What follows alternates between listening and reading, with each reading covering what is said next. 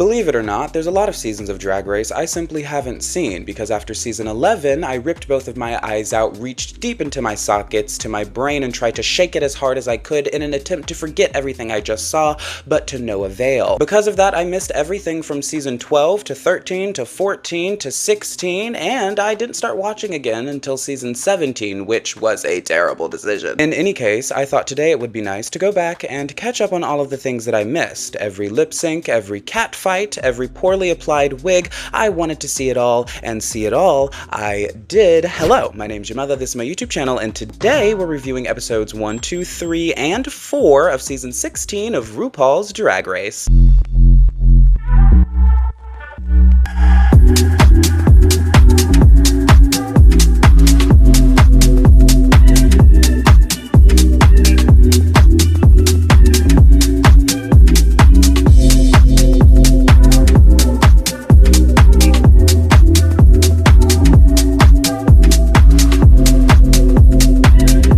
They're calling themselves Rhubarb!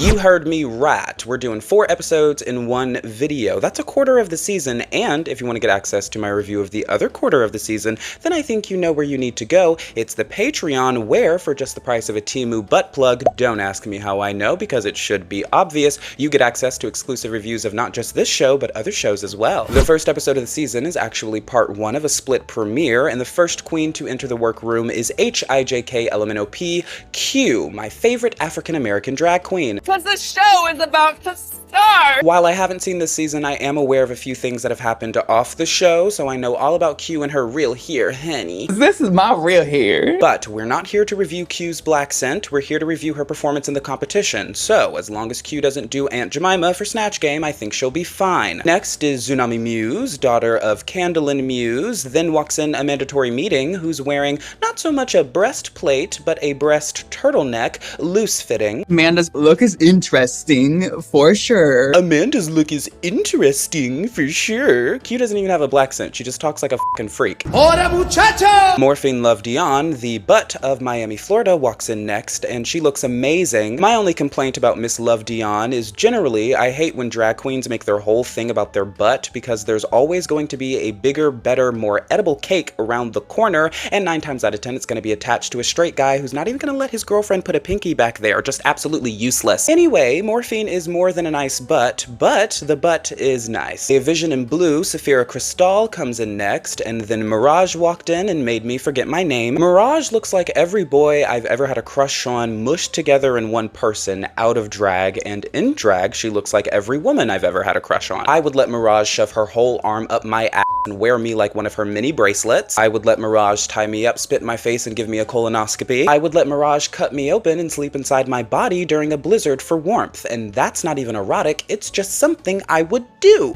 It's Dawn. Then we meet Dawn, and that's all of the girls, because this is a split premiere. Unlike a lot of people, I like split premieres, because like RuPaul, I find it hard to focus on learning 20 people's names and personalities all at once. You got a Dingleberry O'Hara, and a Stink Stink Johnson, and a Jugs McGee, and it's all just a little bit too much, so I appreciate them separating the girls so I can focus on learning who they are. RuPaul train conductor Charles tells the girls this week the challenge is a talent show extravaganza. Wait a minute. Before leaving, RuPaul reveals that not only will the winning queen get immunity, but also the queens will be voting for who will be in the top. Wait a minute.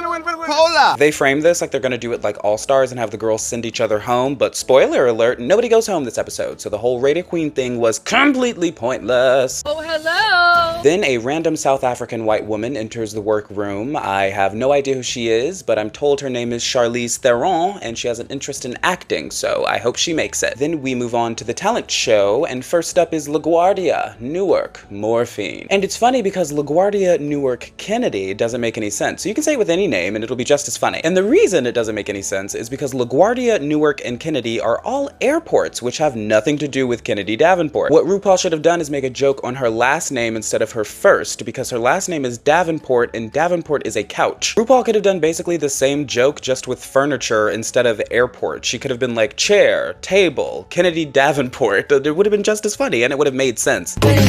Anyway, Morphine lip sync to a Spanish number and spread her cuckoo, and I loved it. Now moving on to a mandatory meeting who couldn't find her kitty, and then on to Dawn who looked amazing. The song was auditory torture, but again, she looked great. What the f? Then we have Q's performance, and this number played very well in the room, and later she ends up being in the top 2, but for me, this number was stale, unfunny, and also not a talent. Puppetry is a talent, but this was an ugly puppet, and I don't think she was trying to showcase her puppeteering skills. I think she was trying to be the funny gal, and again, she doesn't need to take my advice because she ends up being in the top 2, but being the funny gal, she is not, at least not on purpose. From one gal that barely clocked in to another gal who not only clocked in but worked overtime and picked up a shift, which is to say that she worked, we have Mirage, who not only had the best performance of the night but the best talent show song by far. However, Jorgeous' All Stars 10 talent show song is a close second. I eat up all these bird hoes, and these turkeys make me wanna vote. Then we have Tsunami Muse, who made several strange choices, from the wig, the outfit, the decision to not have any choreography at all, and back to the wig. The wig isn't a stage wig, it's a unit for going to the grocery store. I'm sure the wig looks lovely at the gas station or in the bag it came in, but on Drag Race it looks very pedestrian. I also hated the song, but what's the point in saying that when I've already said so many mean things? There's no point in bringing up the fact that her rap sounded like she recorded it after falling headfirst down a flight of stairs. Not because of her accent, but because of her lyrics. They were terrible. But again, in the interest of being respectful, I'm not even gonna bring any of that up. The last gal to finish out the show was Saphira Crystal, and she made all the right decisions in my opinion. No notes. And with that, we move on to the runway. I love when women ride my face this way, booty hole here, because when my third eye opens. The runway song for this season is unfortunately Cake and Candy, and it's crazy because RuPaul made a song called Cake and Candy, and it's not about what you'd think. It's actually about how much RuPaul likes cake and candy. It's a terrible song. Anyway, the category is Reveal Yourself, and first up on the runway is Morphine Loaf Dijon. She looks basic as hell, and I won't show it, but the tuck was unsuccessful. Dawn looked great, Amanda did not, and I'm endlessly perplexed by the idea to go from one ugly outfit to an even uglier outfit that makes me want her to put the first one back on. Tsunami Muse had more simple costumes, but more reveals than most, but I don't know if 3 basic outfits equal 1 good outfit. I thought Q looked great, but Mirage looked spectacular, and Saphira looked, kinda, a little bit, really very strange in a lot of ways. I liked the first okay. Yeah. You need to get your brakes replaced. I liked the first coat wrap thing, but then she took that off, and the second outfit was god-awful. Also, I don't think the wig is the right choice. I think an updo would have been more effective and elongated her shape. The bodysuit had fit issues around the bottom half, and the breastplate was so strange the tits are on her collarbone. I don't think she looks ugly, I just don't think she looks very good. Child, I know that's Slewfoot. They judge the girls, split them into tops and bottoms, and then they're told that nobody's gonna go home, rendering the whole episode completely pointless, but I'll allow it. The top 2, Saphira and Q, lip sync to Break My Soul by Beyonce, and out of all of Beyonce's songs, why would they choose this one? I still don't understand why we haven't gotten a green light or a Why Don't You Love Me lip sync. Those are good Beyonce lip sync songs. Instead, they chose Break My Soul, which is the worst song on the whole album. Anyway, Q loses because she can barely walk in heels, let alone dance in them, so it was over for her when the music started. You're nasty.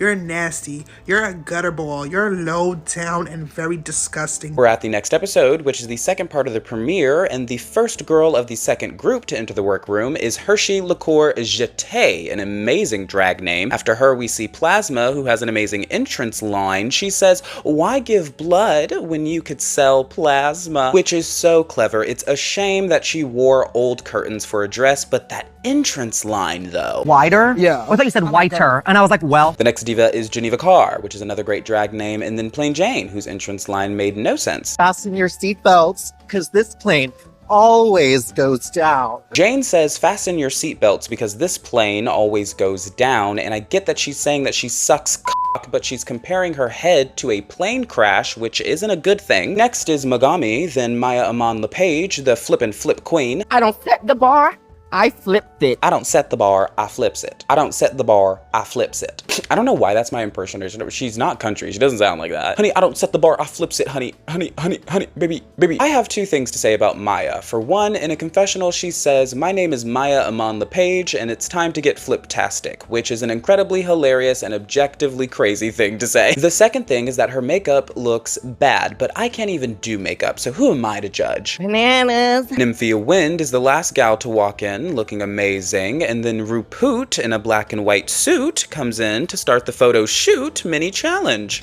Ooh. After the mini challenge, Nymphia sees the other girls get out of drag, and she says Geneva has the biggest transformation. I feel like it's someone I would go to their home and then have a meal. Nymphia says that Geneva looks like she could go over to her house and have a meal, which is funny because you can do that at anybody's house. I think that was Nymphia's way of calling Geneva fat, and from what I know of Asian culture generally speaking, I know that they speak more bluntly about people's weight. I just don't know if it's like a matter of fact thing, like you're fat, or if it's like you're fat, derogatory. And don't it up. They have guest judge Becky G come in to surprise the girls, and I barely know who Becky G is, but I know she's very popular in the Spanish-speaking community, so I won't say anything bad about her, and in fact I'll say good things. She's gorgeous, and she's made the best song about singing in the shower that I've ever heard. Somebody cleared customs. We finally arrive at the talent show, and first up is Geneva Carr, who looked great and had a great song, then Hershey, who also had a surprisingly great song about keeping your wig glued on, and I loved it, but what's the point of keeping the wig glued on if it should be thrown away? A 1,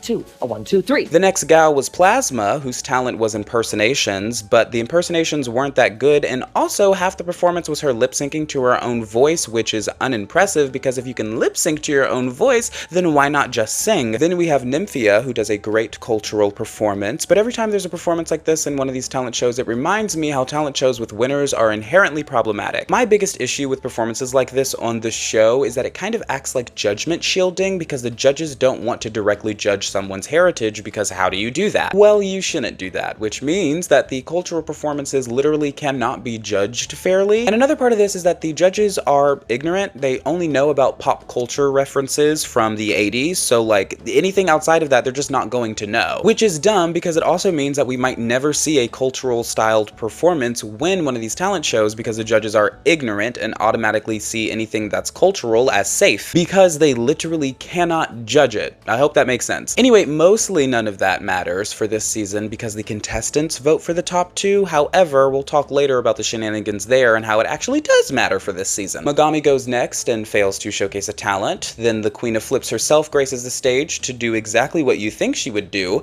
She flips. And then we have Plain Jane with her original song, Burger Finger. Let me tell you, I desperately wanted to like this, but what the f was there to like? The performance felt like it was written and choreographed by ChatGPT because it felt like an amalgamation, a combination of a bunch of better performances that I had seen elsewhere. But taking a bunch of good ingredients and just mushing them together doesn't mean that you're gonna make something that tastes good, you know what I mean? I don't know why RuPaul liked it so much, and I actually rewatched it a couple times to try and figure out why, and while I never understood what RuPaul found so appealing, I did get more and more annoyed by this stupid song about burgers. Beefing with my chick while I'm in jail. Trying not to click up on restriction, can't make bail. We arrive at the runway. The category is the same as the last episode, so they have to do reveals, and first up is Nymphia, who did 3 distinct banana reveals, each perfect. Hershey just takes off a coat, which is not a reveal, but I loved the coat and I loved the dress because you rarely see brown dresses, and later on during the judging, Michelle says the length of the dress looked unintentional because Michelle is wrong about everything and adds absolutely no value to the show and never has. Plasmina dressed up as a pincushion, and I thought it was fine, but she suffered from the same issue as Saphira because she wore one of those corset bodysuit things that looks like she has a full diaper, and I don't know how these girls aren't seeing how weird it looks. Maya Iman LePage looked chopped, minced, and cracked, all words for not good, and then Geneva Carr also looked bad, but while she was giving her voiceover for the runway, she said, "I didn't leave no shit on the floor, it was a reveal, not a take things off kind of gig," which cracked me the hell up. Megami was next, and she completely failed to even attempt the challenge. She had no reveal, so that was funny. I liked the way she looked, but she simply did not do the assignment. She said, "Instead of thinking outside the box, let me shit on the box. Plain Jane comes out next in a beautiful robe, then takes that off to reveal a sparkly shirt and jorts. This reveal was trash and her talent was trash, and she ends up being in the top because of what happens next, which is the voting. That's The tea. The girls allegedly vote for Geneva Carr and Plain Jane to be the top 2 girls of the week, and while I believe they voted for Geneva, I do not for one second believe they voted for Plain Jane. I demand a recount. I know that Plain Jane voted strategically by putting the good girls at the bottom and the bad girls at the top, but one rogue voter isn't enough to affect the results if everybody else votes with some semblance of sense. So what happened here? I'll tell you what happened. I think what usually happens to the judges that we talked about earlier happened to the queens because Nymphia was clearly by far the best executed talent of the night. I think the girls looked at Nymphia and saw that she did a cultural thing and said, okay, cool, moving on, just like the judges usually do. In terms of the lip sync though, Plain Jane ate Geneva up, but that's mostly because Geneva didn't do anything, so Plain Jane wins the lip sync, rightfully so, even though she had no business being anywhere near the top, and then we boot scoot on over to episode 3. Mukbangs, like my friend told me she watches mukbangs because it makes her cream. She said that she literally watched a mukbang ASMR and it made her come. We start off episode 3 with the 2 halves of the cast finally getting to come together. A mandatory meeting introduces herself first, and Plain Jane in a confessional says that Amanda's drag is, quote, hideous, and she goes on to call her a goblin, giving me a run for my money for most out-of-pocket and rude comment made about someone who doesn't deserve it. That's my thing. For having to witness such a goblin. Amanda doesn't even look that bad, and Plain Jane coming for her when she looks how she looks is a choice. It's not quite the pot calling the kettle black because Plain Jane does look better than Amanda, but not better enough to justify her being so mean. Being mean only works if you punch up. On this show, I punch up because everyone I talk about, good and bad, is better than me. On your engines. What theme song was Dawn singing? What was she saying? That's not this show. RuPaul comes in to tell the girls that the first real challenge of the season is a ball where the girls have to create 3 looks, one of which has to be made completely out of menswear. I made this too skinny, it's not gonna cover my tits. While they're working on their looks, Mirage is having trouble putting her outfit together, but luckily for her, I don't give a fuck. I have never been more attracted to a stranger in my life. Looking at Mirage makes me feel like I'm going through puberty again. I would let her walk on my body with her heels on. I would let her use me like an old rag. I would let her beat me up, chop up my body, and dissolve it in acid. I would let her do anything she wanted to do to me. I'd let her do stuff she didn't even want to do to me. I say all that to say that Mirage would have to construct a dress made completely out of human waste for me to have a single critique for her, because I cannot see a single fault in her past how much I want her to use me like a human toothbrush. Blah, blah, blah, blah. Alright, we get to the runway and begin the ball, and RuPaul looks insane. Just absolutely crazy in every way. The look is a combination of several random and stupid choices. Luckily, we don't have to look at her for long, and we look to Geneva Carr for the first category, Mother Goose, an outfit inspired by a classic nursery rhyme. Geneva looks amazing, Dawn looks amazing, Hershey looks amazing, and I couldn't see Mirage's look that well because I kept having to wipe the screen off. Did I mention that I want to Mirage? Megami's look was perfect. I love the pastels. Amanda looked great. Morphine looked good, but I have no idea what nursery rhyme she was reading as a child about slutty maids. Maya Iman LePage wore a dress that covered up most of her face, which I thought was a mistake until she turned to the side and I saw the face, and then I understood the decision. Not HIJKLMNOP, but Q was next as the man in the moon, and she looked stunning. 10 out of 10, no notes, which I could also say for Nymphia Wind and Saphira Crystal. Plaining Jadam was a cat lady. Tsunami Muse was Humptina Dumpington, and Plasma made me laugh, but she looked bad and basically wore flats, so I have to have Tina bring me the axe and give the look a chop. Category is Significant Mother. For the second category, they had to recreate a famous gal look. Geneva Carr does Selma Hayek, and I don't like the look on Geneva, but that could be because I don't like the look on Miss Hayek either. Dawn does Audrey Hepburn, and she looks just like her without looking just like her. Hershey looks like Bob, I mean bad. And Mirage gave me cuteness aggression, but for my private bits. So, I guess because she just made me horny. Megami looked great as Lady Gugu, and Amanda Tori dressed up as Michelle Visage and looked crazy. Absolutely cracked. So, just like Michelle. Nymphia Wynn's dress was nice, but a little too big, and Saphira Crystal looked absolutely delicious. Plain Jane's look was weird because was it funny? Yeah, sure, I blew air out of my nose, but it wasn't funny enough for me to not notice that she didn't really do the assignment. The category was to dress up as a famous woman, and Octomom stretches the definition of famous, and also, Plain Jane didn't dress up as the Octomom, but just dressed up as a woman who was pregnant with 8 kids. Tsunami Muse dressed up as Candy Muse, and while I usually like watching people suck themselves off, this felt like overdoing it, and Plasma looked fine. Category is Call Me Mother Father Eleganza. Okay.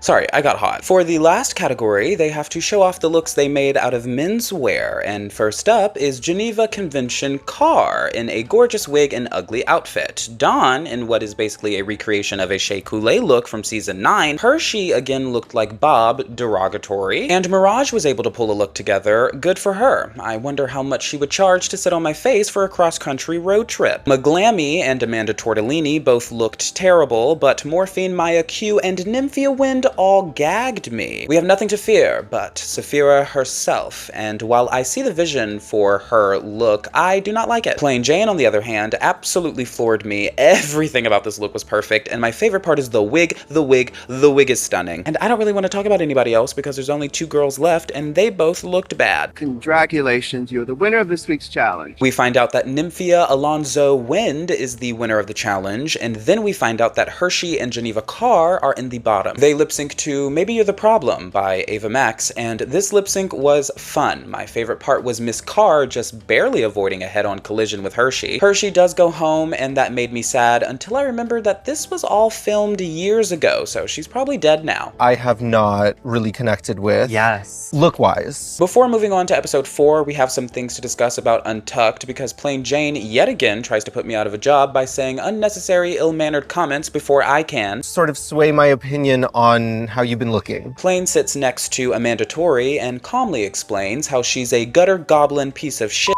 and this whole moment was clearly self-produced by Plain Jane, and I usually hate that, and at the beginning of this interaction, I was rolling my eyes a bit, but then... Miss Jane, why don't you untangle your bracelet from that arm hair? Plasma tries to defend Amanda, and then Plain Jane says, you're another girl that hasn't been serving it look-wise, so why are you talking? And Plasma was looking how she was looking, so... Was Plain in the wrong? Absolutely, completely, and wholly. However, I regularly on this YouTube channel say things that are rude, disrespectful, and unfair, so I can't see another girl doing exactly that and be like, that's wrong, because I'll be a lot of things, but I won't be a hypocrite. I'm a gay bottom who's done 22 years in a Florida prison cell. This is Devin, my husband. Met him in prison. At the top of episode 4, the girls discuss the drama from Untucked, but what drew my attention was the singular teardrop on Plain Jane's face. Was she crying at some point in the episode that got cut out? There is a very clear teardrop stained mark on her face that like never gets addressed. Anyway, Plain Jane RuPaulogizes for being a bitch, and then RuPaul comes into the workroom to tell the girls the challenge this week is RuPaul's Drag Race Live, and then the girls get to rehearsing. Over here on Team Mirage, we are struggling a little bit. My baby Mirage is shown to have trouble yet again because she has to work all by herself, and I say has to, even though she fought for the position. Despite the fact that everything that happens this episode is all Mirage's fault, I refuse to blame her because,